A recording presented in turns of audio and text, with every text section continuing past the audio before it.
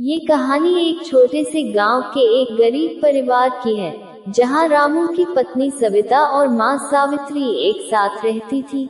मां सावित्री उम्र बढ़ने के साथ साथ वह शारीरिक रूप से कमजोर हो चुकी थी, लेकिन उनका प्यार और देखभाल उतना ही मजबूत था।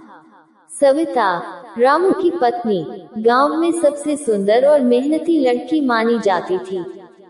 पहले तो सास और बहू के बीच रिश्ते में दूरी थी, क्योंकि सविता को ये लगता था कि उसकी सास उसे अपनी बहू नहीं बल्कि एक मजदूर समझती है। लेकिन समय के साथ सविता ने अपनी सास को समझा और उनका आदर करना शुरू किया।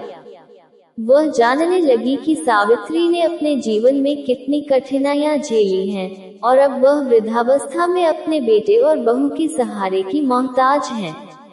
एक दिन गांव में बारिश के कारण बाढ़ आ गई। घर के बाहर पानी भर गया और सभी को सुरक्षित स्थान पर भेजने की जल्दी थी। सविता ने अपनी सास को अपनी पीठ पर उठाया और दोनों मिलकर घर को सुरक्षित किया। उस दिन के बाद सास और बहू के रिश्ते में एक नया मोड़ आया। सास ने बहू से कहा, तुम मेरे लिए अपनी जान जोखिम में डाल सकती हो, तो मुझे तुमसे कोई शिकायत नहीं है। इस पर सविता की आंखों में आंसू थे और वह समझ गई कि सास का प्यार हमेशा उसके साथ रहेगा।